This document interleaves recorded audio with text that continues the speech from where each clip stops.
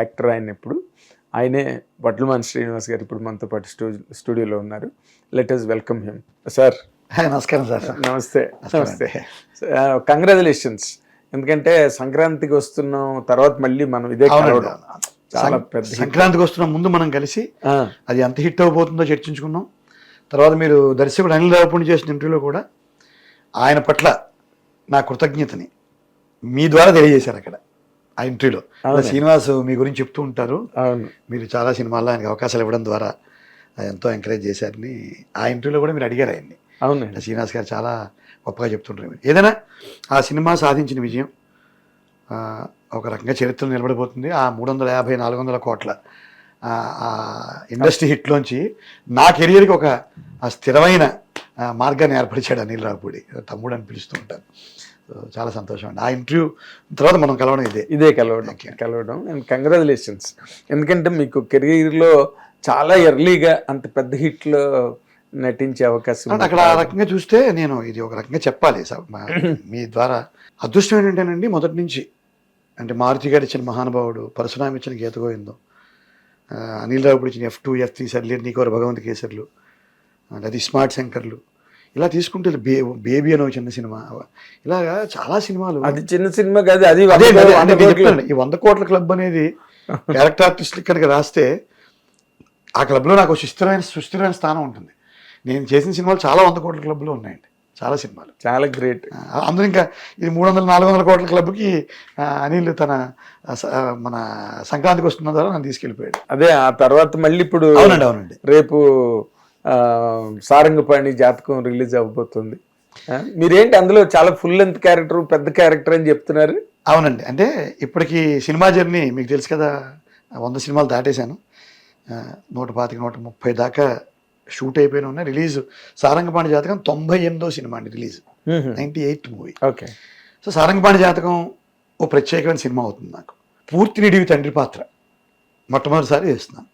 తండ్రి పాత్ర లగ్గం సినిమాలో తెలంగాణ ఫాదర్గా వేసి కొంచెం మెప్పించగలిగాను.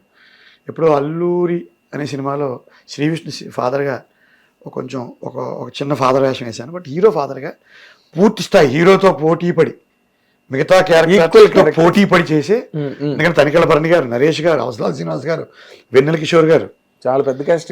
తర్వాత వైవాహర్ష హీరోగా ప్రియదర్శి, ఈ మధ్యలో వడ్లమాన్ శ్రీనివాస్ ఎక్కడ ఫిట్ అవుతాడు అనే దానికి ఈ సినిమా సమాధానం చెప్తాను ఖచ్చితంగా. అదే అంత పెద్ద కాస్టింగ్ అంటే అఫ్ కోర్స్ అందరూ వాళ్ళు యంగ్. వైవాహర్ష కూడా ఉన్నాడు, అందరూ అవసరాల శ్రీనివాస్ గారు ఉన్నారు. చాలా మంచి విషయం, ఎందుకంటే మోహన్ కృష్ణ గారికి కృతజ్ఞతలే అనుకున్నా.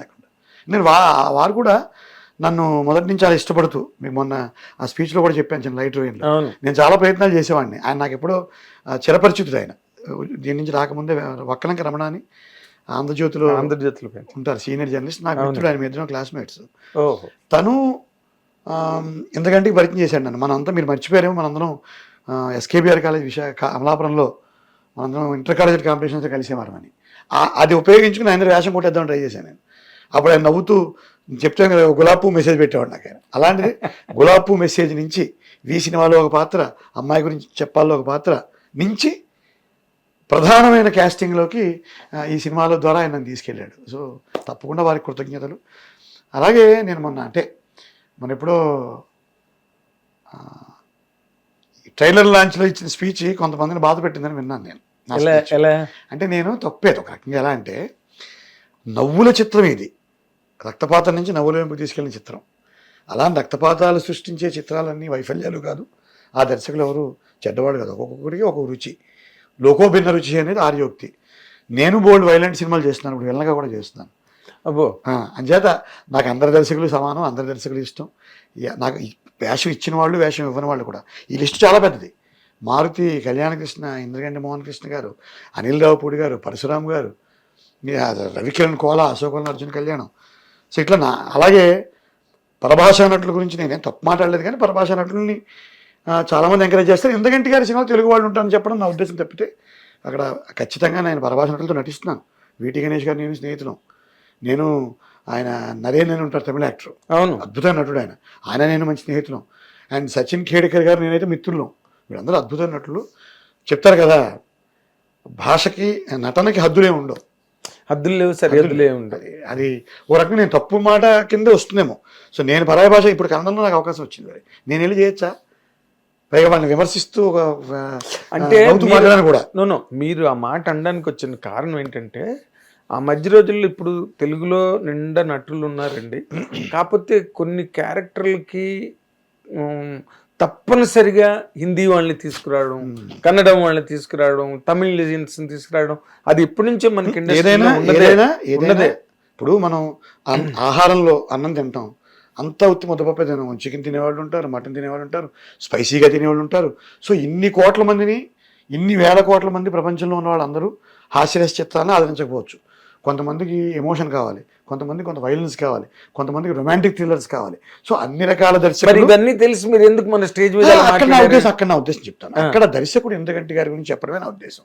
వేరే వారిని ఎవరిని కించపరచడం అలా వెళ్ళిందేమో మెసేజ్ నాకు అనుమానం వచ్చి ఇప్పుడు మీ ద్వారా క్లారిఫికేషన్ ఇస్తున్నాను తప్పితే అక్కడ ఇంద్రగంటి గారు హాస్యరస చిత్రాలు తీస్తారు, కుటుంబ కథా చిత్రాలను ఇష్టపడతారు. ఆయన తెలుగు వాళ్ళనే తన చిత్రాల ద్వారా నటులుగా ముందుకు ఎంకరేజ్ చేస్తారని చెప్పడమే నా ఉద్దేశం తప్పితే పరభాషా నటులు తీసుకొచ్చిన దర్శకులు చేస్తున్న తప్పు నా ఉద్దేశం.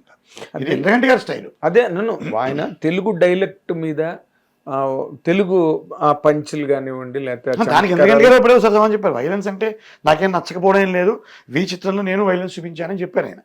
అట్లేం కాదు, అది ఎక్కడో చిన్న మిస్కమ్యూనికేషన్ వెళ్ళినట్టుగా అనిపించింది నాకు.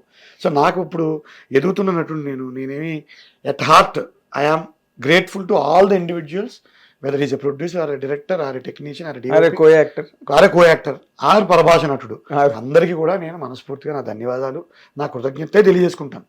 ఎందుకంటే 5 సంవత్సరాల కాలంలో 6 సంవత్సరాల కాలంలో కరోనా తీసేస్తే వందల చిత్రాలు ఇచ్చి నన్ను ఆదరించిన ఇండస్ట్రీ ఇది. సో ప్రతి నిమిషం, ప్రతి ఇన్సిడెంటు, ప్రతి సందర్భం, ప్రతి మనిషి నాకు ఇష్టమే. అదే నాకు ఇప్పుడు మీరు చెప్పిన మాట ఇందాకలా మంచి స్పార్క్ ఏంటి విలన్ గా చేస్తున్నారు. అవునండి. ఏంటి అంటే డైలాగ్ విల్నియా? రెండునండి, కటార్లు, ఆ పేర్లు చెప్పకూడదు ఎందుకంటే సస్పెన్స్ అవి బయటకు వస్తాయి కాబట్టి. అంటే ధైర్యంగా చెప్పగలను, కోటగారు అంత వెల్ని ఇస్తున్నారు, నాకు ఎంత పండిస్తానో తెలియదు. అబ్బా, అంత వెల్ని ఇస్తున్నారు. మీరు అన్నారు అంటే ఇక్కడ వెల్నీళ్ళు తీసుకుంటే నేను మొదట్లో అనుకునేవాడిని మంచి రోజులు వచ్చాయని సినిమా ద్వారా నన్ను ఒక విలన్గా ఆవిష్కరించే ప్రయత్నం చేశారు మారుతి గారు. అయితే అది నూతన్ ప్రసాద్ గారు, గొల్లపూడి గారు లాంటి వెళ్ళని. తర్వాత మన దిల్రుబా ఒక సినిమా వచ్చింది కిరణ్ అబ్బోరంది. అవును, దాంట్లో నేను రావు గోపాలరావు గారు లాంటి వెళ్ళని చూసానండి. చక్కటి సన్నివేశాలు ఉంటాయి, 5-6 సన్నివేశాలు ఉంటాయి. దర్శకుడు కరుణ, అతని పేరు కరుణ, అబ్బాయి పేరు, నన్ను తగ్గించమన్నాడు, మీటర్ తగ్గించేయమంటే భలే పండింది అది. తర్వాత ఈ మధ్య సినిమాల్లో అది కాకుండా క్రూయల్ వెళ్ళని వచ్చింది. అంటే ఏమైనా పెళ్ళికి వెళ్తే మా ఇంట్లో బంధువులు విసుక్కుని నాకు స్వీట్ వడ్డించకుండా ఉండే పరిస్థితి కూడా ఉంది.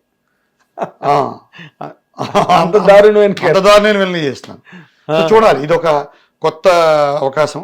ఏ సినిమాలోనండి? పేర్లు ఇంకా పెట్టలేదు, రకరకాల బ్యానర్లు, పెద్ద బ్యానర్లు, పెద్ద నిర్మాతలే, పెద్దగా చేస్తున్నాను. ఊరికేదో మఖలో పుట్టి పుబ్బలో వాడిపోయే సినిమాలు ఇంకా.